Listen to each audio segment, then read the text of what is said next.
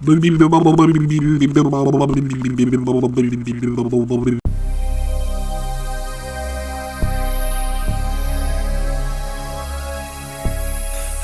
and welcome to Enchantment of Eternity's review for Parallax, which is episode 2 of season 1 of Star Trek Voyager. This video is a part of a series of videos where I review episodes of Voyager one episode at a time. In this video I cover the first season episode, Parallax. So Parallax is the episode in which their Voyager crew are trying to determine who the next chief engineer is. Chakotay wants it to be his engineer on the Maquis ship, B'Elanna Torres, saying that she's more qualified and she's better for the job, but Janeway thinks it should be the second and next in line, Ensign Carey, and B'Elanna apparently punched him in the nose and made his nose bleed, which did not help her case at all.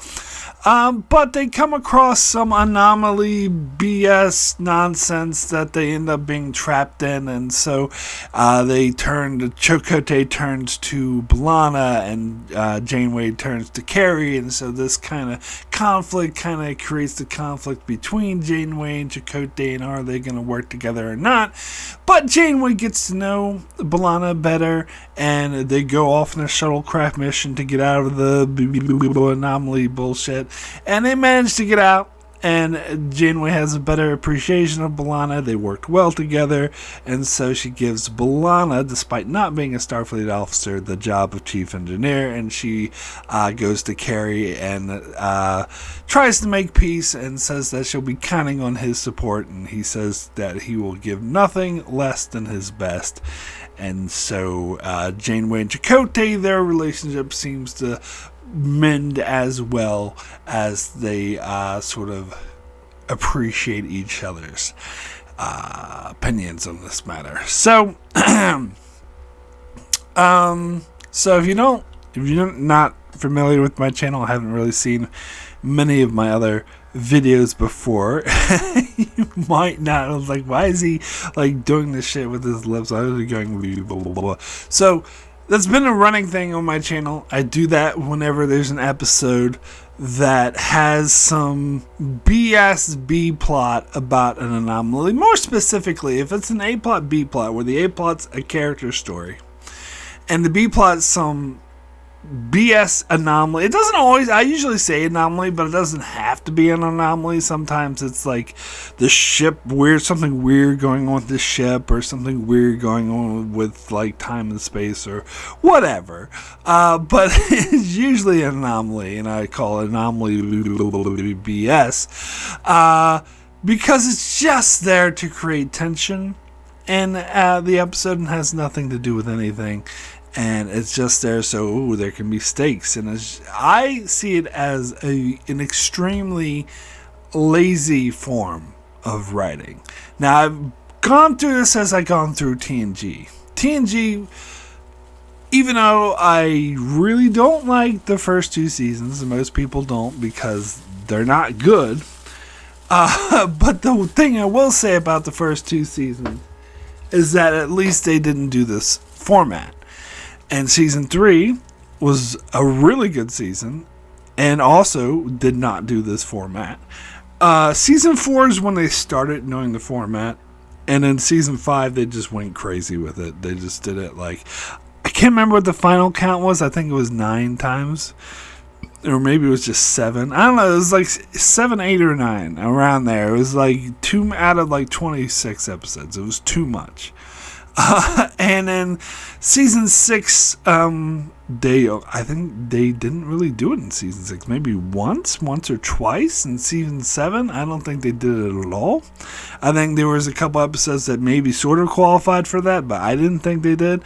And DS9 maybe did it once or twice in season 1 and 2, but then as we go on to the rest of Deep Space Nine, they specifically avoid that.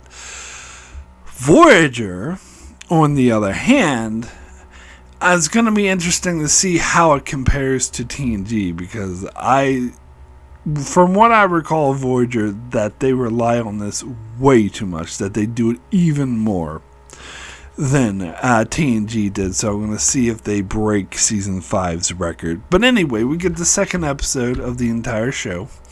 That's if you count Caretakers one episode, which you should, which I do, because it is. That's how it aired. But this is the second episode of the show, and we're getting it already. We're already jumping into Anomaly BS bullshit. Now, here's the thing. In this episode, at the very least, the two plots are related. There's the Anomaly BS isn't completely separate. It does tie into the A plot a bit. But that doesn't matter. And it definitely doesn't stop it from being classified as bullshit, because nobody gives a shit about the Anomaly. It's Event Horizon, they see a duplicate Voyager, and they're hearing the same message that Voyager sent back. Like, that, nobody cares. Nobody cares. That is boring. That's not what you hang an episode about, and they're not hanging the episode on that. They're hanging it on the character story. Now, that being said, I remember getting a comment on my channel a couple years ago, and when I was naming like the worst Voyager episodes, and they said, "Oh, clearly the worst episode of Voyager is Parallax." Like, it's not even close. Like, Parallax is just such a horrendous, horrible episode that it's easily the worst of the show, and yeah, no episode even comes close to being as bad as it is. And yeah, I was, at the time, I was like, which one is Parallax again? Because this is kind of a forgettable episode, to be fair.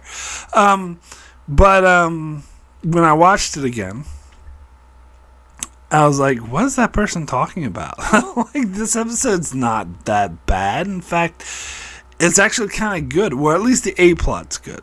So here's the thing about the A-plot. We get the sort of conflict between Starfleet and Maquis. And if you saw my review on Caretaker, I talked about how that was a huge problem for the first episode, that they introduced, this is the Marquis ship, and the Janeway sent to arrest them, but then she has to work with them, and throughout the episode, they're like, you see the Marquis, they start working with each other like instantly. Like, they have like maybe 5 seconds of distrusting each other, but then immediately go to working with each other, and then they work with each other for the rest of the episode, and then by the time we get to the end of the episode, all the Maquis crew members are wearing Starfleet uniforms, and all of a sudden it happened off screen in between two scenes. Chakotay became Janeway's first officer, is wearing a Starfleet uniform and is the rank of commander. So I ask, what the fuck is the point of even making them a Maquis ship? You might as well just had them all start out as Starfleet officers, and just had them maybe create a backstory where there's some tension between the officers. That would have made more sense. And I did cover this in the revisited I did for Caretaker, did some investigating to to see exactly why this turned out, and from what I can determine, it's because Jerry Taylor and Michael Piller had this great idea of, we introduce these Federation renegades and force them to work with the Starfleet crew, which is a good idea. I actually have no problem with that idea. I feel like, though, they're using it kind of as a crutch, as a way to get around the Roddenberry box. Like, they did the same thing in DS9 by having half the officers be from a Bajoran crew, therefore there can be tension. Because if you don't know the Roddenberry box in TNG specifically, he forbade any personal conflicts within Starfleet officers, because Starfleet officers are perfect. Starfleets are perfect human beings. Humanity has progressed in the future, and there's no need to squabble or have conflicts. And this created a lot of problems with the writers, because drama is created by conflict. And if you don't have interpersonal conflict, you don't really have any drama, and it's kind of boring. Now, personally, and this is what Piller said, and I talked about this when Piller came in season 3, he saw it as a challenge, and I think that's the correct way to look at it. To say, so how can we create drama while not having interpersonal conflicts, and it resulted in amazing storytelling. But for the spin-offs, DS9 and Voyager, they thought, oh, well, let's have this crutch. So we don't have to try to work around it creatively. We can just say, oh, there's other people that Starfleet has to work with, therefore you can have interpersonal conflict. And with the Bajoran thing, like, they kind of dropped that after season 1. Like, they had Kira and Cisco butt heads constantly in season 1, but by the end of season 1 they were friends, and by season 2 they trusted each other, so that whole thing went by the wayside. But there were other benefits to having a Bajoran force there, to it being a Bajoran station, to it being near Bajor, and that Kira wasn't exactly in Starfleet, was a representative of Bajor. Even though there was no conflict anymore, that still, there was a lot of great storytelling purposes that you can mine even when you get to the later seasons. Whereas the thing with the Maquis, that kind of just disappears and doesn't make any difference after this fucking episode. Now, okay, so it is brought up occasionally from time to time. They will be, throughout, particularly the first 2 seasons, there'll be some subplot with the Maquis. A couple former Maquis will be more ruly, like, oh, do we really need to do things the Starfleet way, blah, blah. And then you have the episode at the end of the season where Tuvok has to train these untrained Maquis officers to try to be Starfleet officers.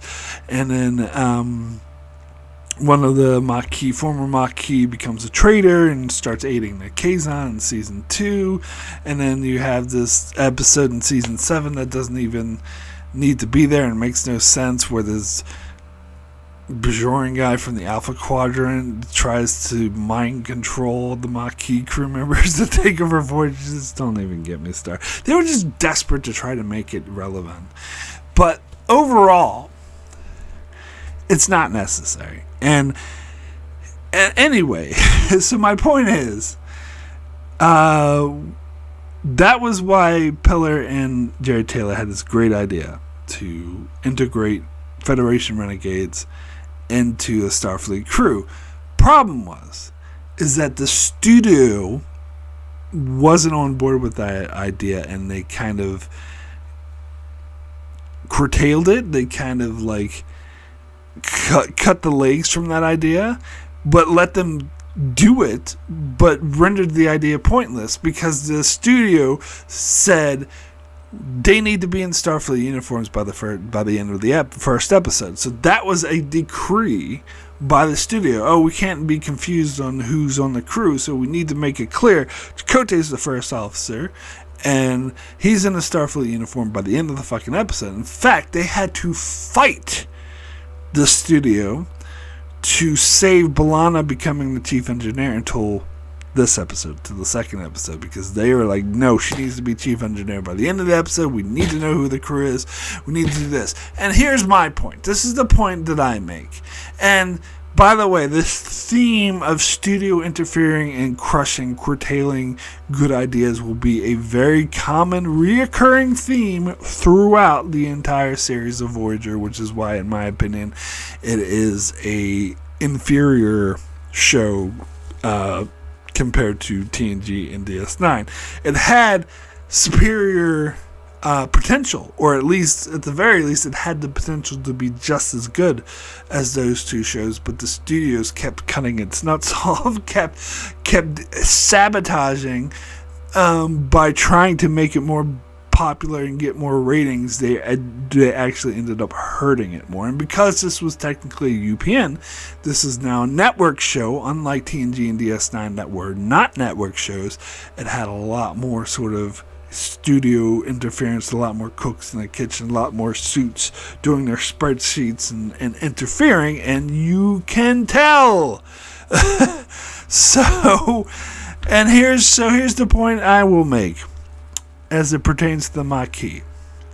This episode's a good episode. The character story, anyway. Screw the B-plot anomaly bullshit. But the character story is a good character story because it shows Janeway and Chakotay not getting along and how they're having a rough time trusting each other, and it shows that the Starfleet crew are still like don't really trust the Maquis crew, don't know how to feel about them, and there were several complaints, like when they promoted B'Elanna Torres, there were several complaints against her, and that's good storyline to have. But here's my point: this should have been like episode 6, not episode 2.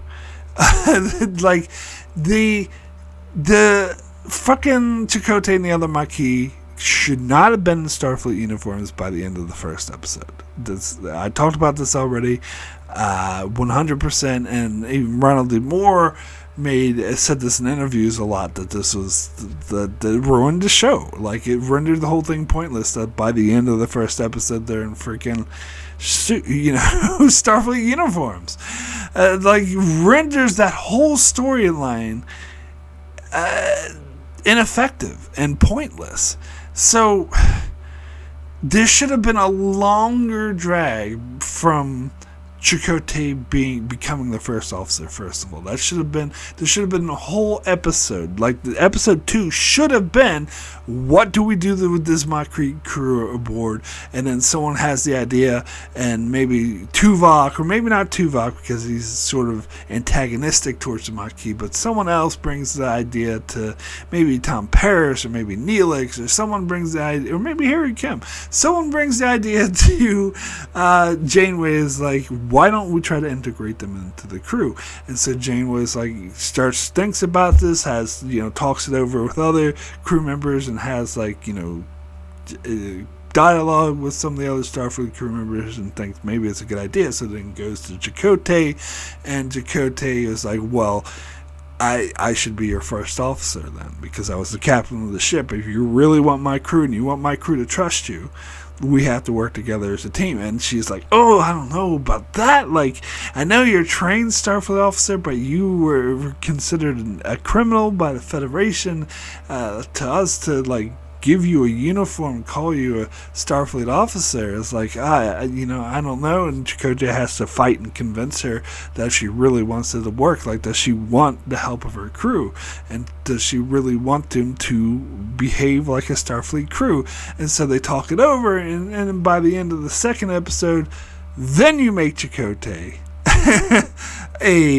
the first officer, and then you give all the Maquis a Starfleet uniform. So, if you don't realize what I just said, and again, this is kind of a caretaker thing, but still it's relevant to this episode.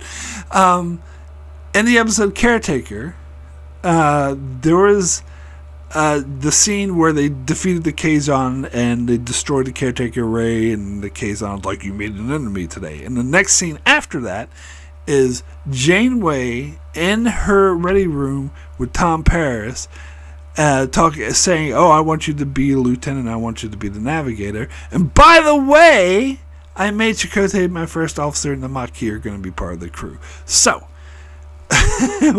what I am proposing is an entire episode that should have taken place between those two fucking scenes. Instead, all of this happened off screen, and it's fucking ridiculous. In fact, they could do more than one episode. They could have done 2 or 3 episodes building up to Chakotay becoming the first. Maybe you don't even make Chakotay first officer until the end of episode 5. Like, all this shit that in the show itself, it just jumped from one scene to another and skipped over all the shit that you needed. Now, part of the reason why they skipped over all this is because there was a huge decree, again, from that ever so helpful studio, that the show not be serialized. Now, it kind of makes sense from a practical standpoint, and people brought this up because it's 90s television. There's no DVRs at the moment. There's no DVD collections. There's no streaming service where you can just go online and you can just go back and watch any previous episodes you feel like at any time you feel like. There's no on demand. It's just a television set, and some people, nerdy people like myself, may have tape recorders and record it off the TV, but that's not the majority of the audience. Most people, so if they miss an episode, and if serialized, then they'll have no idea what the fuck's going on, and they'll feel like, oh, I don't really know what's happening in this show, and it alienates me, so I'm just not going to watch it. This is a thing that DS9 faced in the serialization that it had. All the studio heads and producers were saying, you're killing the show, your show's gonna die because you're making it serialized, even though that turned out not to be true. It still had higher ratings than Voyager. Although, to be fair, the ratings did go down progressively, but in retrospect, of course, it's making a comeback 30 years later is more popular than the other shows, but that's not really what they were considering at the time. But even so, yes, there's an argument to be made on a practical standpoint that they shouldn't do it serialized, but here's my counter to that. The story demands it. So here's two options you can do. Either don't do this story. Don't do a story about Voyager being trapped out in the Delta Quadrant and having to reintegrate another ship of Federation renegades into their own ship. Just don't do that. If you want it to be episodic, be episodic. Make another fucking starship just going out and going to different adventures in the fucking Alpha Quadrant. But and this is the thing, is that these two things didn't reconcile. Pillar and Taylor had an amazing idea. And I think in their mind, they thought, oh yeah, we can touch on this and it will work. They didn't really count on the studio crippling that idea on every turn. But specifically, the one thing that absolutely crippled it was this no serialization rule that they had. And Pillar, to his credit, would fight against this for the first two seasons until he was pushed out eventually, because the other writers didn't want the serialization, or in the studio didn't want it, and so he was pushed out. And then after he was pushed out, the show got even worse. Well, particularly once Jerry Taylor left, the show became truly episodic, and that's when it really became just a nothing burger show, in my opinion.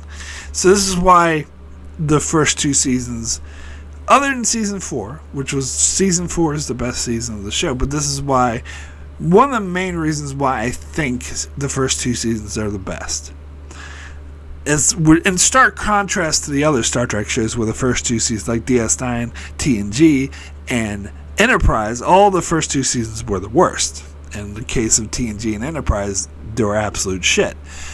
Voyager is the one standout in this, Berman era. I hate calling it that, but I don't know what else to call it. But because I could call it 90s, even though it started in the 80s and ended in 2000s. Close enough. Okay, 90s era of Star Trek. This is the only show that stands in contrast, where the first two seasons were actually some of the best of the show, and I fight back very hard against people who say otherwise. I've heard the opinion of people saying, oh, the first two seasons of Voyager kind of sucked and got better later on. Absolutely not true. And in fact, some people say it got better in season 3, which to me is the most hilarious, ludicrous statement I've ever heard, considering season 3 is easily the worst season of the show. But that's something I'll get to when I get to season 3. Point is, this is why I think season 1 worked, is because, yes, the studio was constantly fighting against serialization, but Pillar and the other writers were finding ways to circumvent that. For example, in this episode, we're introduced to Seska. She's wearing a blue uniform, but there she is. And she's not named in this episode. But that's a nice sense of continuity, because we'll keep bringing her back. So they saw that. Oh, this is an interesting character. Oh, the actress does a pretty good job, so let's bring her back. This is something that will not happen in later seasons. I mean, you got the Borg kids, I guess, but that's the only thing, and they were fine. Like, but anyway, yeah. There was just, and it's a sense of community too. But I'll talk about that more when I get to the later episodes in season 1. That really drive home that sense of community. And here's another thing. In this episode, at the start of the episode, and it happens, it's like blink if you miss it because I forgot all about it. Janeway Star talks about how because they're out in the middle of nowhere and they're not able to restock, that they're running low on resources and they need to look for, more resources or energy and stuff to restock, which, yes, yes, that is something that the show should have constantly dealt with, and it did deal with it occasionally, once or twice. Mostly in season 1 and 2, as I said. The best seasons, because it actually fucking dealt with the premise. Later seasons, they just pretend like they had infinite resources and it just came out of nowhere. Which is ridiculous. Again, if you're going to do the premise, do the fucking premise. Either do it or don't do it. Like, if you want to do a story about the Starfleet ship being trapped on the other side of the galaxy and having this renegades integrating into the crew, do that story. Do what you need to do the story, instead of, like, doing a half-assed job and pretending like you're not doing it, and then you're not doing anything either way. They should have been realistic to the studio. They should have realized if they can't do it correctly, if the studio's going to fight them and not let them do it correctly, come up with a different story. Don't bother with the Maquis. That's what I'm saying. But anyway, because, yeah, this is a good episode. And it needed to happen. But this should have been much later in the season. There should have been a lot of build-up to this episode, and there should have been more after this episode instead of the storyline just disappearing. Now, as I said, it didn't disappear completely. You do have, like, it has this Seska pops up a couple more times, and you do have, like, this sort of division between the Maquis crew members and the Starfleet crew members, and it does carry on into season 2, where we get the introduction of Hogan. But even so, like, it's just this nagging little thing in the background. Oh, by the way. And it never really felt like it got the attention that it deserved. Like, for example, the episode Worst Case Scenario, which I actually kind of like in season 3, where they're dealing with the holodeck program that Tuvok created of a possible mutiny from Chakotay, and that's touched on. I was reminded of that because in this episode, after B'Elanna broke Carrie's nose, Seska and that other Maquis goes up to Chakotay and is like, "Oh, if you want to start a mutiny, I'm with you." And Chakotay is like, "I'm going to throw your asses in the brig if you talk like that again." That should have been built too. That came out of nowhere. Like, they should have earned that. They should have built to that. And so that whole scenario that Tuvok was imagining of the Maquis mutiny, I actually think that's actually a reasonable thing to consider as a possibility and to prepare for. But basically that whole scenario, that whole possibility was rendered mute in between 2 scenes in the first episode. Like, they should have spent so much more time. Oh, sorry, I'm just harping on the same point over and over again, but it really bothers me. And I think this episode exemplifies that, even though it itself is good, but because it shows what could have been. It shows that the writers were up to the task, that they could have done a really good job with this Maquis storyline. It's just the studio butt-fucked them on it. Sorry, but I don't know how else to put it. The studio screwed them over and would let them do what needed to be done to make a good show. Because, we can't have it serialized. And here's the other thing. And again, this is going to be a common theme throughout Voyager. Especially when we get to season 5, 6, 7, it's like every single episode is a 4-head alien attacks the Voyager. And it's just so formulaic and just dull. But anyway, sorry. There was so much more promise, though, in these first 2 seasons. It was so much better, too. It's just... But anyway, so the other thing is, when I first saw this episode, I was actually a bit irritated with, will we make B'Elanna the engineer? Or are we not going to make her the engineer? Oh, I don't know. And this frustrated me. And again, this is, back in the 90s, and I was used to those 90s style form of television. But here's the thing. I read a TV Guide or Entertainment Weekly or something article about Voyager before I saw the first episode of Voyager, and they said these are the main characters. Chakotay is your first officer, B'Elanna Torres is your chief engineer. So I knew before I even watched a single second of the show that she would be the chief engineer. Also, add to that, in the credits, the opening credits, the credits, you see her name, Roxana Dawson as B'Elanna Torres. So you know she's going to be a fucking main character. So why are you wasting my time with this bullshit? But here is the goddamn thing. After seeing, decades later, seeing serialized storytelling and how good it can be, shows like Stargate Universe I brought up before. Well, I brought that up in my Revisited, how Stargate Universe did what Voyager should have done.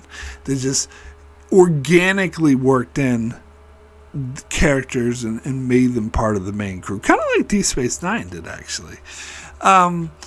And instead of hiring different extras every time, so Voyager seems to not have the same crew, which doesn't make any sense if they're trapped in the Delta Quadrant. You can do that for the Enterprise D because people are rotating in and out constantly, but it makes no sense. And so Stargate Universe did it perfectly, where they would have these nothing characters who would say 1 or 2 lines of dialogue in the first couple episodes, but by the end of the season they're main supporting reoccurring characters, and they would have the exact same characters around in the background too, so it felt like there were actually people stuck on a ship that can't rotate out.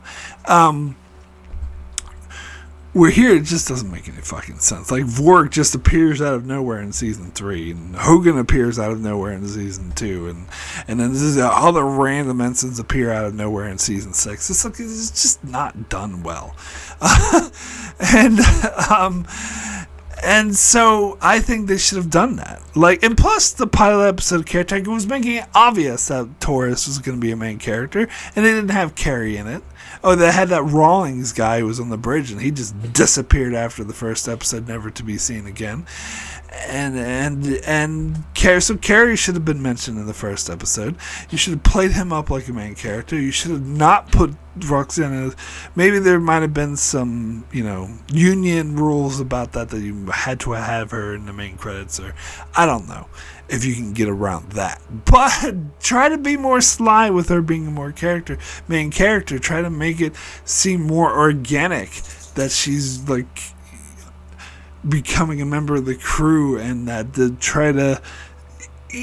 just ways that this could have been handled better, is what I'm saying. Because the way it was handled, and maybe this had to do with my 90s mentality, but I thought, why are you wasting your time just making the chief engineer? But I do look at this episode very different now that I know how serialization should go. I do appreciate this episode a lot more than I did back then, and I'm not feeling like you're just making the chief engineer already and get this over with. And plus I was younger, I didn't really appreciate character stories, but now I appreciate character stories better, because the character story of Janeway getting to know Torres, even though it was done over bullshit, there was an interesting character story. And that the moment when they're really gelling, when they're in the ready room, and they're not the ready room, the conference room, the lounge or whatever, and they're trying to come up with a way to overcome the stupid anomaly BS, and they're like finishing each other's sentences, and they're going, I know, warp, whatever they said. Was it warp bubbles or whatever? They're warp things. And they said it at the same time. Like, that was and it was good. It was showing that Janeway was open-minded and willing to listen, because at first when Chakotay was suggesting Torres, she was being really pissy with them. That scene when she calls him in the ready room, and she's like, I think we have a problem. He's like, no, trust me, B'Elanna will be good. He's like, no, I'm not. You misunderstand me. The problem is you. And I like Chakotay's reaction. He's like, me. Like, he got really defensive. Like, that was good stuff, although I think they overplayed it at times. Like the scene where Chakotay called down to B'Elanna and said, what do you do? Okay, and she came up with a solution. She's like, okay, get on that right away. And Janeway's like, hold on, Mr. Carey, what do you think? And then she says, okay, Carey, you do the thing, and you're in charge. And she looks all pissy at Chakotay. That was overdoing it. That was a bit soap opera-y. They could have underplayed it. Like, that was too much in my opinion.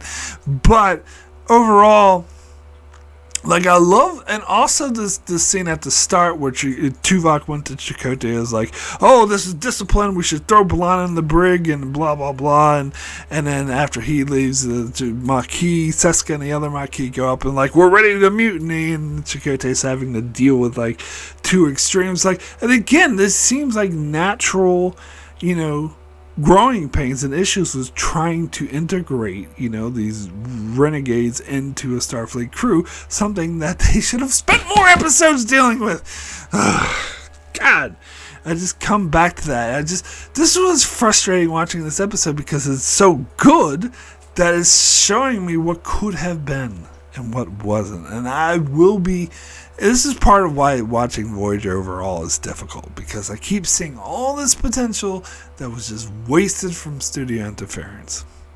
Because I see them do things so well, and it could have been so much better if they just didn't hamper them, didn't clip their wings. Fuck. Anyway, I would now like to thank all those that support me on Patreon. It's very much appreciated. It does help me continue with the channel. I would like to give a big special thanks to Brandon Nilhouse, Jordan Johnson, and Antarius. Thank you so much for your very strong support. I'd also like to give a shout out to Tyler Cease, Benjamin Mead, Greg Marley, Francisco, Chuck Hooks, Kyrie091, Anthony D. Benedictus, Ricky, Matty Jester, Joel Lavals, Alessandro Migalisio, Norman Buchwald, Stephen Kennedy, Brenton Berg, and Allison Fordyce. Thank you also very, very much for your support. So we do have a few Patreon comments on this episode. First comment is from Ricky. He says, yes, another Star Trek series, and to me, the most underrated of them all. First of all, I'm going to have to admit that I don't hate this episode, where most people do. And the big factor of it is because of how incredibly serialized that first couple of seasons of Voyager was, especially for season 1. And I really like the plot of finding a chief engineer for Voyager, and also that there are still some conflicts within the Starfleet and Maquis. In fact, I really liked the scenes between Janeway and B'Elanna throughout the episode, and I thought it was nice that she got the job in the end because she's incredibly knowledgeable of engineering. So not an amazing episode, but a decent one, so my rating is a 7 out of 10. Yeah, no, I do like the interaction between Janeway and Torres. I think worked very well, particularly when they're in the shuttlecraft, and B'Elanna was talking about her experience at Starfleet. She's like, oh yeah, no one missed me, they were happy to see me go. And Janeway's like, actually not true, I was reading your file and they were actually sad to see you go. Like, so that those were nice, like, good character stories. Like, this is what season 1 does really well, is the good character interactions. Anyway, next comment is from Kyrie091, who says, Parallax, more like, man, this slacks. Oh no, I think he said man this lacks. I think, yeah, that works as well. I think I like slacks, but I think lax works as well. Man, this lax, yeah. I think that's one of your better puns. I like it better than booty crap, but you're sort of obsessed with booty crap. Anyway, glad we're on to it. I think you're already saying the Star Trek Voyager song, so we don't need to hear that again.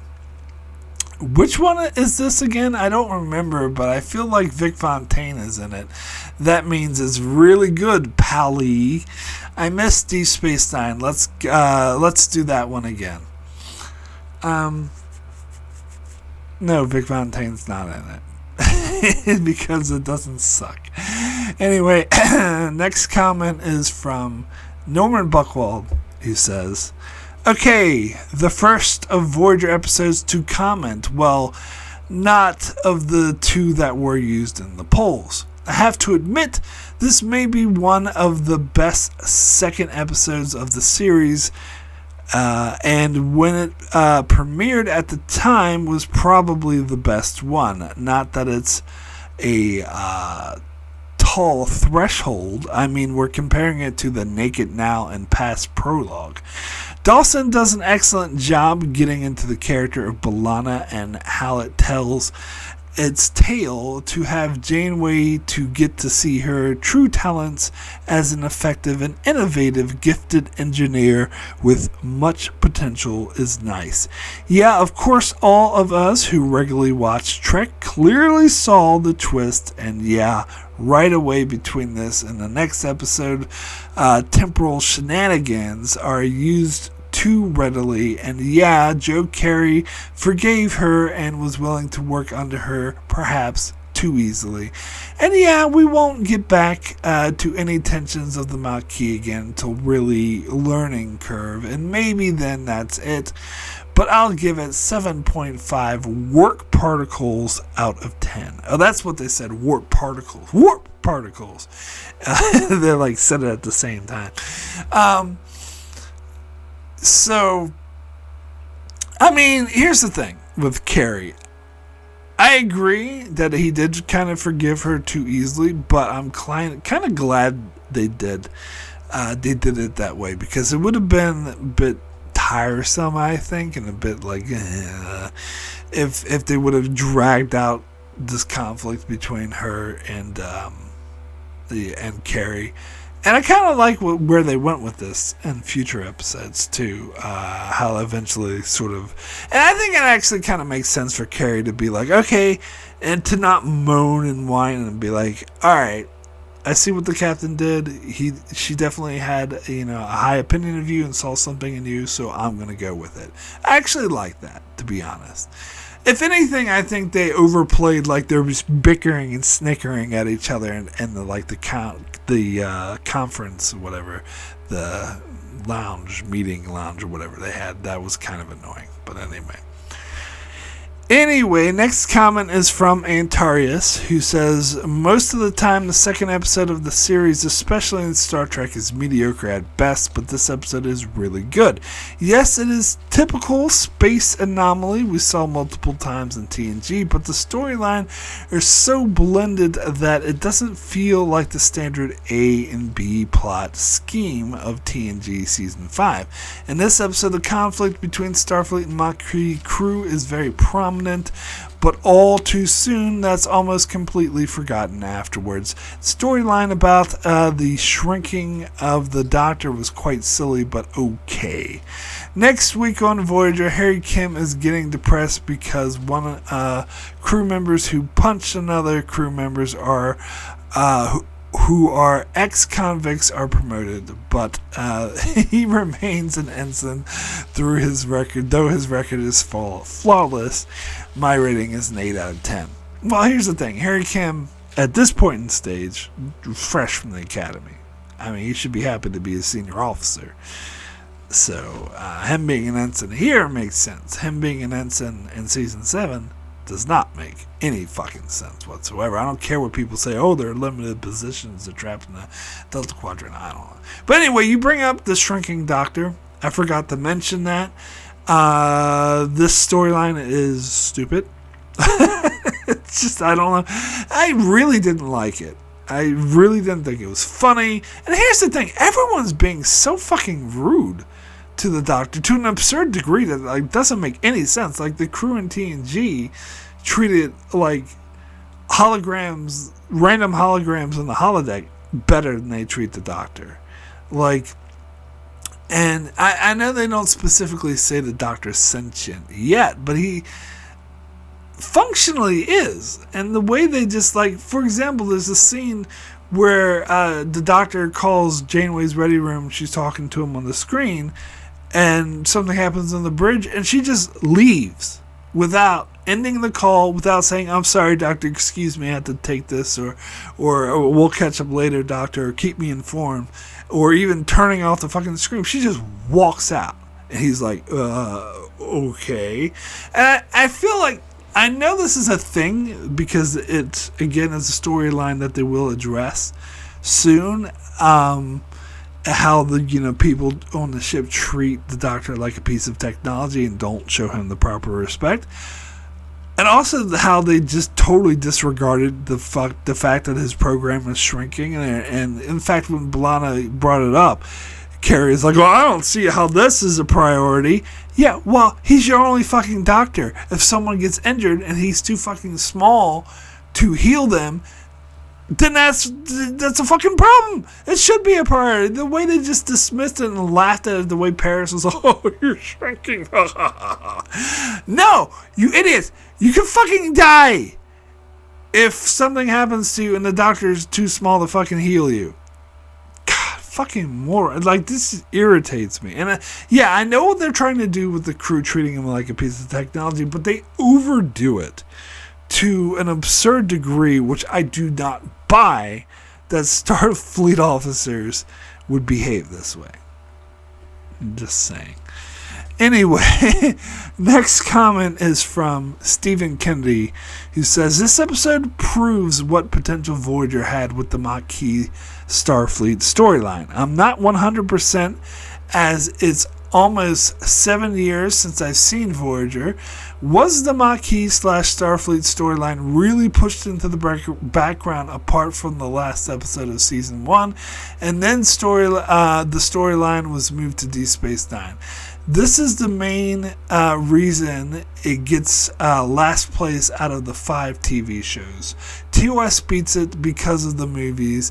Enterprise beats it because of season 3. Voyager does win the main reward for destroying almost every alien race in the Star Trek universe. So my rating is 8 centimeter tall was the Doctor before he was fixed out of 10. So they do mention the Starfleet Maquis conflict every once in a while, and like, for example, it's brought up in State of Flux, and it's brought up in Prime Factors, but it's always a minor background thing. It's never like a main issue until we get to the finale. And as far as Voyager being the least favorite out of the 5 shows, not counting Modern Trek, I would disagree with that. I would actually put it 3rd, because, I mean, you say you put the original series because of the movies, but I don't consider the movies a part of the original series. They're their own separate thing. Like, if I look at the original series, I just look at the original series, and that was way too outdated. And I'm sorry, it was very hard to get through. Like, if I'm given a choice, like, you have to watch a Star Trek show in its entirety, it has to be either the original series or Voyager. Even though Voyager's much longer, 7 seasons, I'm still going to choose Voyager. It's going to be easier for me to get through. There's just way too much cringe with the original series. It's so outdated and sexist and cheesy. It would be easier for. So because of that, I put Voyager ahead of the original series. And I'm sorry, I agree with you on season 3 of Enterprise being great. One of my favorite seasons of the whole Star Trek. But those first 2 seasons are just too terrible. Again, if I'm given a choice between Enterprise and Voyager, I'm going to choose Voyager, even though it's longer. Those first 2 seasons of Enterprise are just way too nerve-wracking. I'd rather sit through anything Voyager throws out. And here's the other thing about Voyager, I'll say. The problem with Voyager is there's 7 seasons, and most of the episodes are forgettable or mediocre. But it has some really good episodes. It has some great episodes. Problem is you have to, weave through a lot of like mediocre, okay, forgettable stuff in order to get to these great episodes. So it would actually be a good show to watch, to like pick through and watch the great episodes and disregard. And because the studio forced it to be so goddamn episodic, you could actually do that and not miss much. Unlike like DS9, where if you skip over too much, you will get lost. And TNG, there's a lot of good stuff. More good stuff. But anyway. So, next comment is from Brandon Newhouse, who says, "Oh dear, mediocre Voyager. Let's be honest here. This show should have been called Anomalies." I like that. At this early stage, because the crew encountered more than its fair share. I think throughout the entire show, not just this early stage, but that's just me. In case it isn't clear, I don't think much of Voyager. There are good episodes, but there are few and far between. The ship getting trapped by a message they haven't seen yet, and the way they escape makes no sense. The Maquis are wearing slightly different rank pips to Starfleet crew, and I wonder if this was deliberate. It's good to see Chakotay stand up to Janeway just once. The thing I cannot forgive about this episode is that nobody seems to know that soil is not needed for hydroponic gardens. The show should have waited a few episodes before promoting B'Elanna to chief engineer. And the incredible shrinking doctor plot was woefully unfunny. 2 excessively shaking crew members out of 10.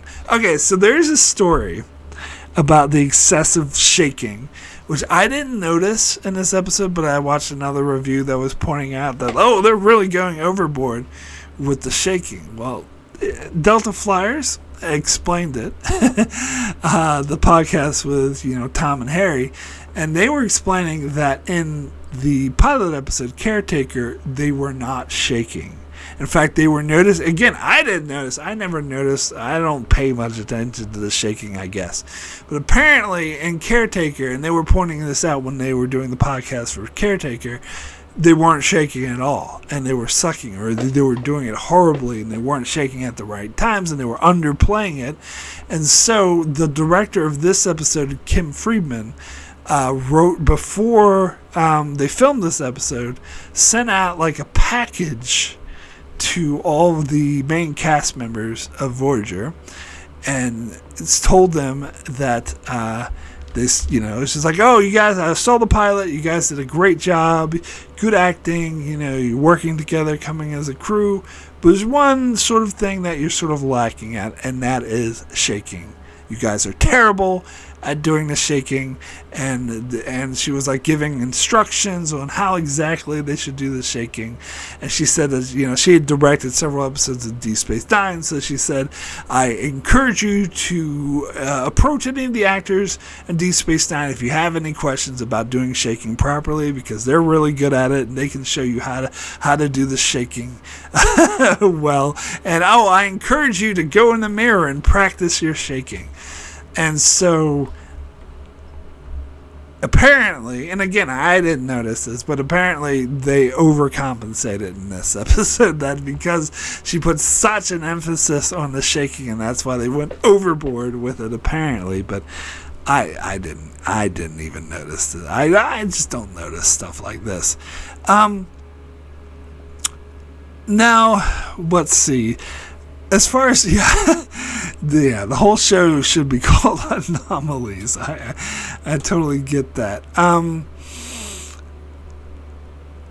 yeah, I will agree that the really great episodes of Voyager are few and far between. But when it's good, it's really good.